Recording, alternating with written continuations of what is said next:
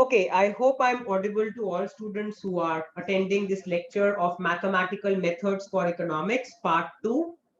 Okay, we intend to start with a new topic within the MME2 course. This is functions of several variables.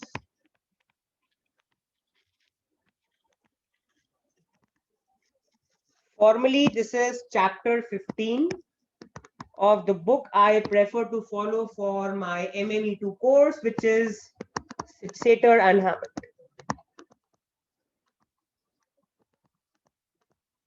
The fourth edition of this book.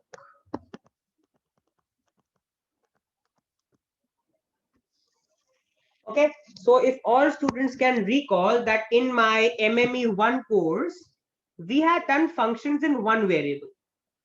So if all of you can recall, we had y as a function of x.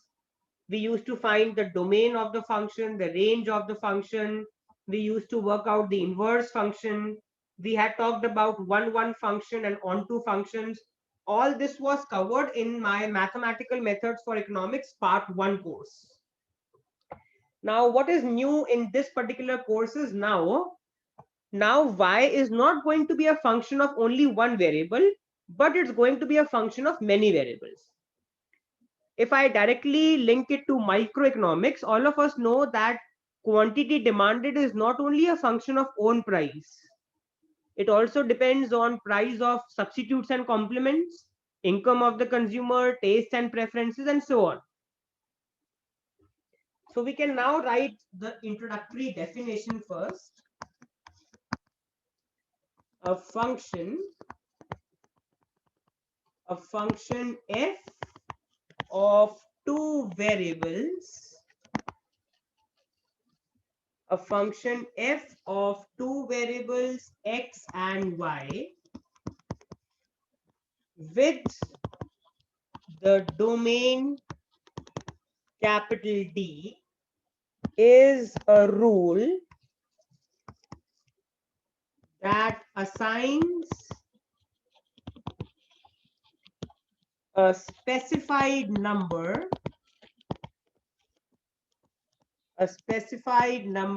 f of xy to each point x comma y in the domain.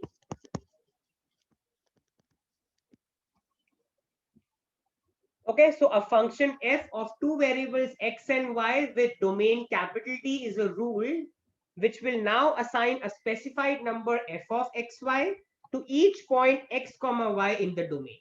If I show this to you using a diagram, remember we used to draw diagrams like this in the MME1 course. This is my domain. This is my codomain. And all of you can recall all the elements in the codomain which have a pre-image in the domain are called the range. So now students, now how will our domain look like? Our domain is going to be now like this: x0, y0. It's going to be an ordered pair: x1, y1, x2, y2, x3, y3, and so on. And now my function is f. So x0, y0 will be mapped to f of x0, y0.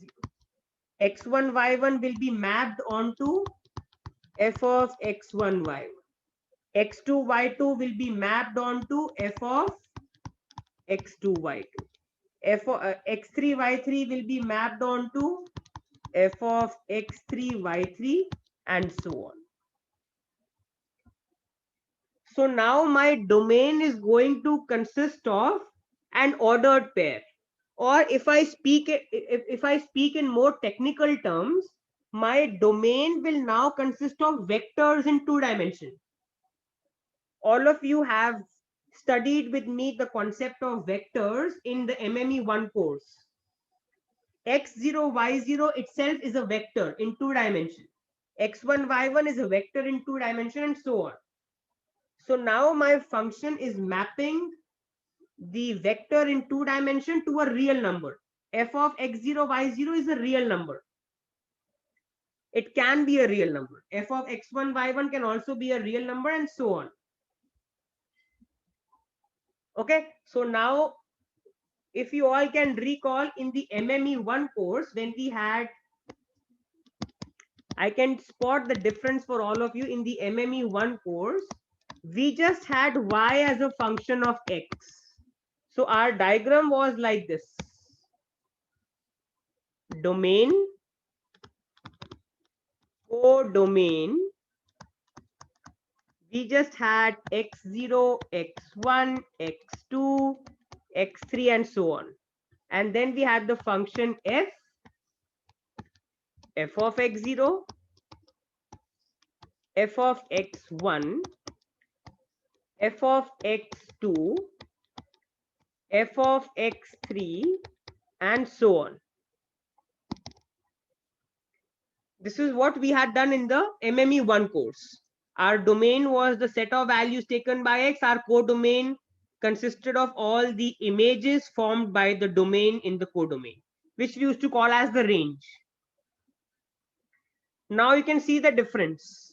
This was what we had done in the MME1 course. This is now a part of MME2 course.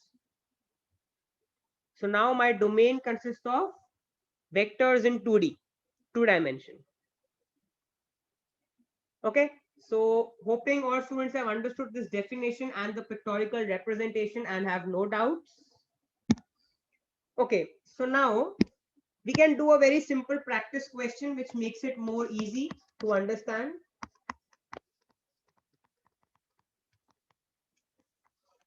So consider the function f defined by f of xy equals 2 times x plus x square y cube. Suppose this is the function given to us. You can see the function consists of 2 variables x and y. The question asks you find f of 1 0, f of 0 1, f of minus 2 3, and f of a plus 1 comma b. It's a question which I have taken up from the book Sydsaeter and Hammond. So quickly, if we solve it, we are given the function f of x. How will I find out f of 1 comma 0? Put x as 1 and y as 0. Gives me 2. F of 0 comma 1 will be put x as 0 and y as 1. You get 0. F of minus 2 comma 3, likewise put x as minus 2 and put y as 3. This is minus 4 plus 4 into 27, which is 108. It comes out as 104. And if I ask you what is f of a plus 1 comma b, put x as a plus 1 and put y as b. So it's going to be 2a plus 2 plus a square plus 1 plus 2a times b cube. You can simply open up the brackets.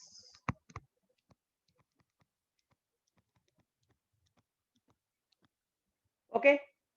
So this was a very simple question. Objective was to just tell you that if we are given the function f of xy, how can we find the images formed by 1 0 0 1 minus 2 3 and a plus 1 comma.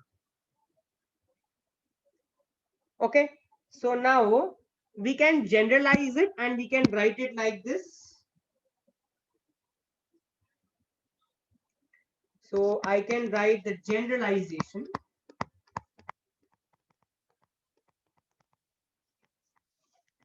so a function f of n variables a function f of n variables which are x1, x2, dot xn with the domain capital D is a rule that assigns a specified number f of x1, x2, dot xn to each n vector x1, dot xn in the domain. So this is not new.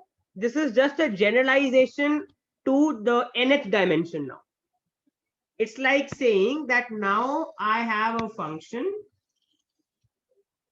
Okay. Now I have a function which is mapping the nth dimension vector to its image f of x1, x2, xn. This is my domain and this is my codomain. Again, we will keep on having different values. You can think of it as x10, x20, xn0. Similarly, this is going to be x10, x20, xn0. These are going to be one set of values. I can draw another set of values x1, x2, dot xn with superscript 1 will be mapped onto. It will be mapped onto f of x1, x2, dot xn with superscript 1 and so on.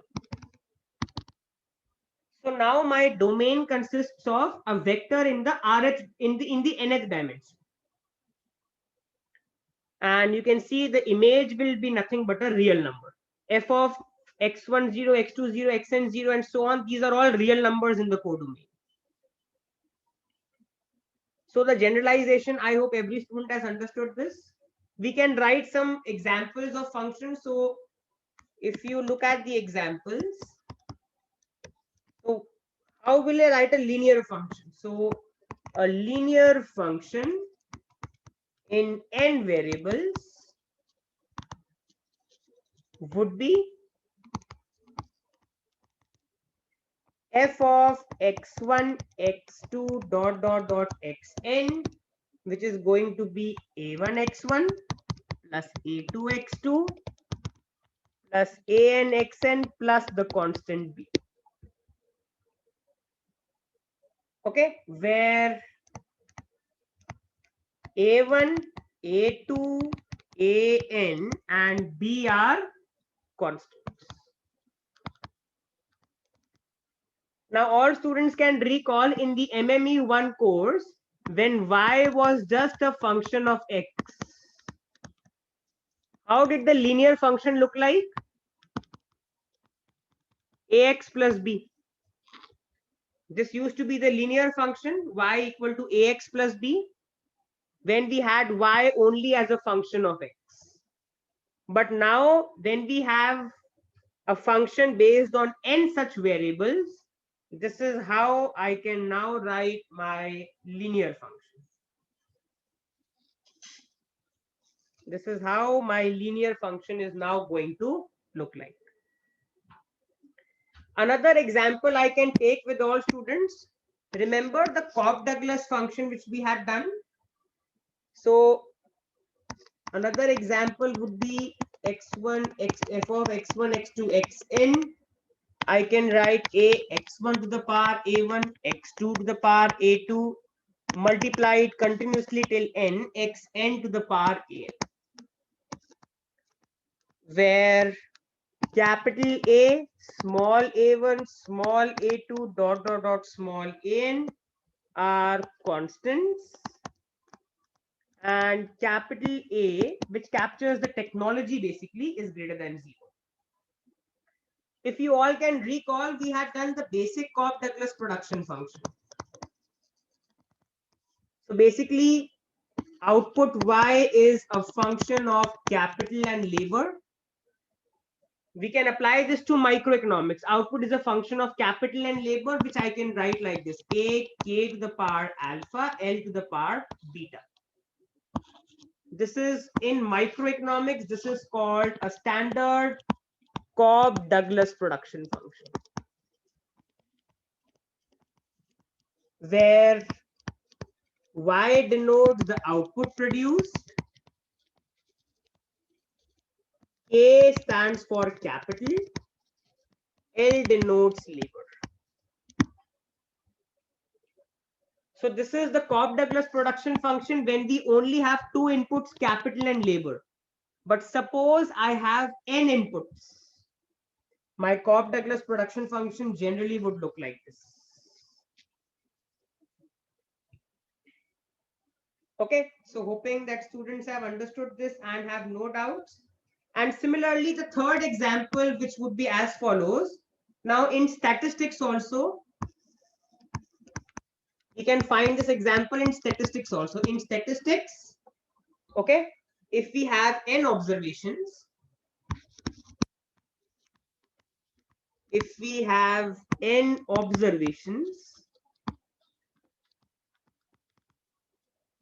then all of us know how do we calculate the arithmetic mean.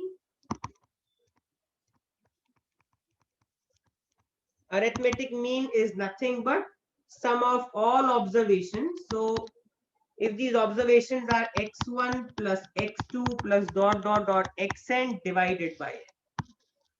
This is how we calculate arithmetic mean, sum of all observations divided by total number of observations. How do we find geometric mean? Again, you have learned this in basic statistics in high school. Geometric mean. So arithmetic mean, I can write x a bar, which is nothing but x1 plus x2 plus xn divided by n. Geometric mean is nothing but the nth root of product of all these observations, which is nothing but xg bar. And in statistics, there is also something called as harmonic mean. Harmonic mean is defined as 1 upon n times 1 upon x1 plus 1 upon x2 plus dot dot dot 1 upon xn. This we denote as the harmonic mean. So clearly the reason for taking these examples is to make all students understand in which all areas can you apply the concept of functions of several variables. You can find them in microeconomics, macroeconomics, you can see them in statistics. Arithmetic mean, you can see it's a function of n variables. Geometric mean is the nth root of all the product of n observations. Harmonic mean is the reciprocal of the sum of the n observations, and so on. Okay, and clearly you can see out of arithmetic mean, geometric mean, and harmonic mean, only arithmetic mean is a linear function. It is a linear function of the xi's, x1 plus x2 plus dot dot dot xn divided by n. Geometric mean and harmonic mean, both of them are non-linear functions of xi's. Okay, if you look at the arithmetic mean, only arithmetic mean is the linear function of xi's. Otherwise, geometric and harmonic mean, both of them are non-linear functions of xi's. So I hope all students have understood till here and have no doubts. Okay, moving forward now, let's look at how to find the domain. So the heading is how to find the domain of a function of two variables. So we in our lectures in the MME2 course will be focusing mainly on two variables, x and y. So now all students can recall the rules of domain covered in my MME1 course in the topic functions. In my MME1 course, we had lectures on functions, and all of you can recall what were the rules. So if I have a function root A, so root A is defined if and only if A is greater than or equal to 0. Any term within the square root should be greater than or equal to 0 for the square root to be well defined. Similarly, the second rule, the reciprocal function 1 upon A is defined if and only if denominator is not equal to 0. Third rule which we had done was if I combine 1 and 2, 1 upon square root of A. Now this is defined if and only if A is greater than or equal to 0 and A is not equal to 0. Together I can say A is strictly greater than 0. If A is greater than or equal to 0 and at the same time A is not equal to 0, together they mean that A is strictly greater than 0. And the fourth, all of us know log of A. Ln of A is defined if and only if A is strictly positive. Because all of us know from the MME1 course, ln 0 is minus infinity, where ln denotes natural logs. Ln 0 is equal to minus infinity. So ln function is well defined only if A is strictly positive. So all this was covered in the MME1 course in my lectures on the topic functions. I am revising it again in this lecture so that we can solve questions now, but for functions based on two variables. So now let me do some practice questions which make more sense. Okay, so practice questions. Determine the domains. Determine the domain of the following functions and draw the sets in the xy plane.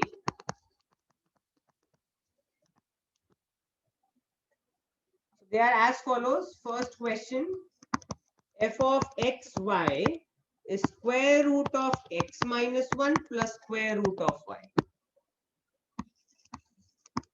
So we need to find the domain of this function and we need to draw that set in which this function is well defined.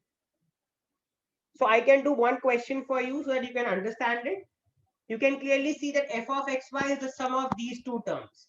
Now square root of x minus 1 is well defined if and only if x minus 1 is greater than or equal to 0, which implies x is greater than or equal to 1.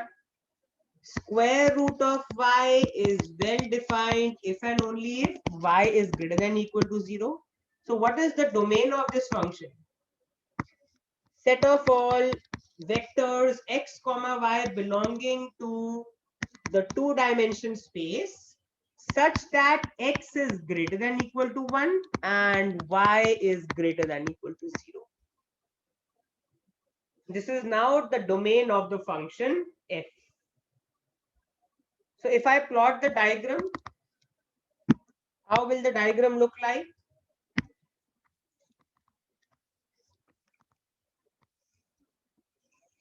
So this is my x-axis, this is y-axis. X greater than or equal to 1, how will I plot it?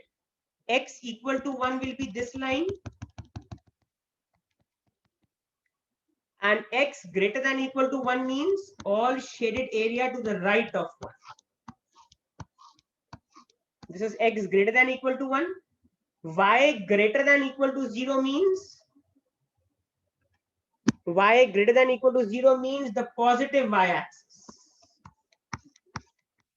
This is my y greater than equal to 0. So what is the intersection, guys? Where you have both the black and the red line. So my intersection is given by this area. That means I can say this is my region S over which the function f of xy is well defined. So I can call this as the set S.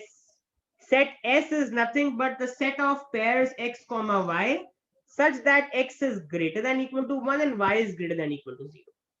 And this is the region where the red and the black lines are intersecting each other, which I have shaded in blue color, and we have called it as the set S. So I can say, therefore, f of xy is well defined over the set S, where set S is nothing but the domain of the function. So hoping all students have understood this question and have no doubts. Okay, erasing this off, let's look at the second question. Now again, it's the same. Determine the domain. Determine the domain of the following function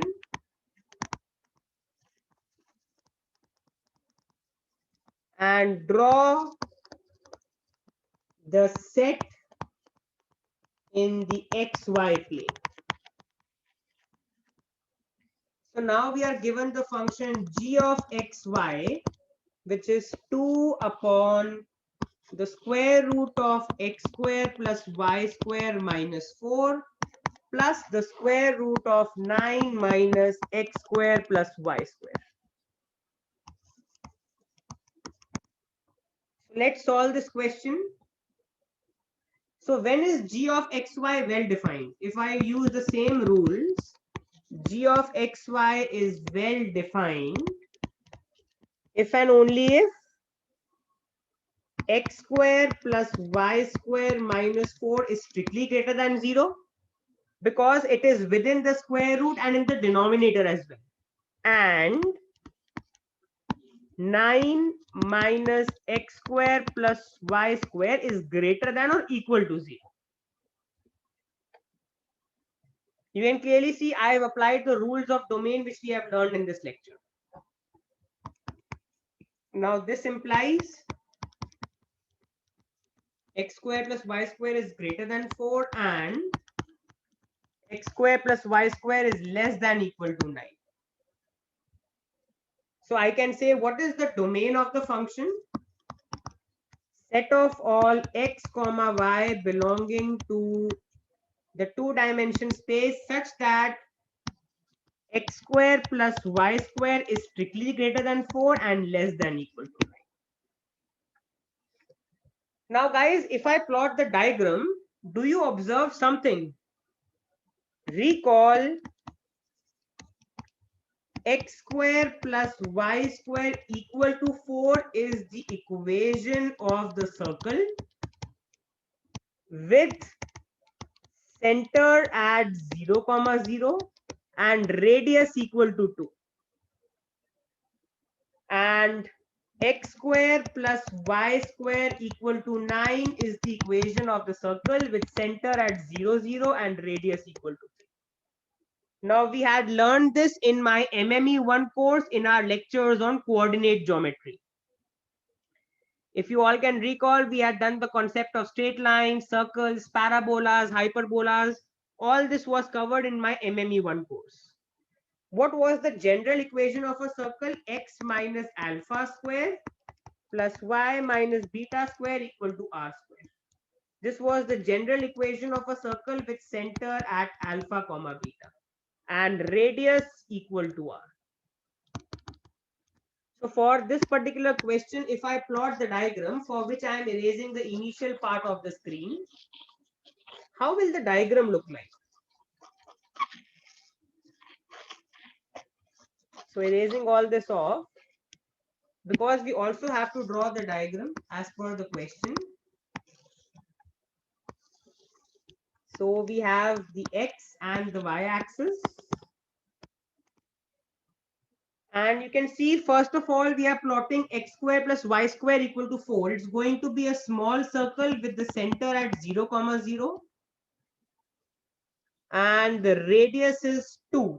So this is 2, 0, 0, 2, minus 2, 0, and 0, minus 2.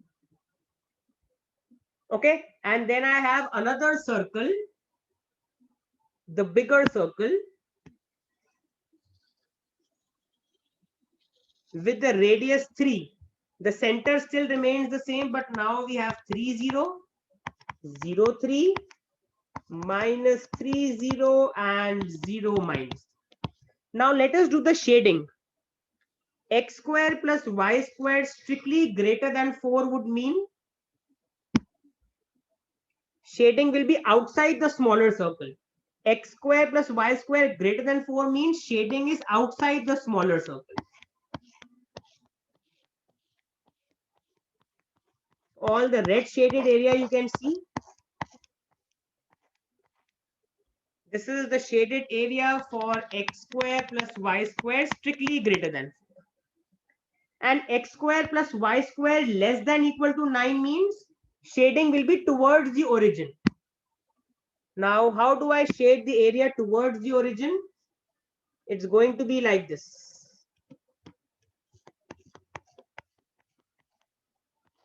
So from the bigger circle, we are shading the area towards the origin.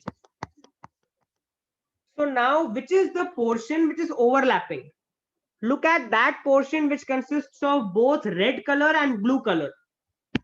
That is given by this region. So this particular purple region, which all of you can see on the screen, consists of red color also and blue color also, which is my required set S, over which the function g of xy is well defined. Okay, so the shading is something which you have learned in solving inequalities. X square plus y square greater than 4 will be the area outside the boundary of the smaller circle. X square plus y square less than equal to 9 will be the shading towards the origin from the bigger circle. The overlapping portion is nothing but the purple portion, which is my set S for this question. Okay, so this is where I intend to stop in this particular lecture. The purpose of this lecture was to introduce to all students the concept of functions in several variables, where we have primarily looked at how to find the domain of a function, particularly in two variables x and y. So we will continue with our lectures on functions in several variables, and in the next lecture we will actually talk about the concept of level curves, which is a very important concept we do in our lectures on functions in several variables. So I stop in this lecture. I hope all students have enjoyed this lecture. Any doubt, you can unmute your mic and ask, or call up or mail me your doubts at divineschooloфeconomics@gmail.com.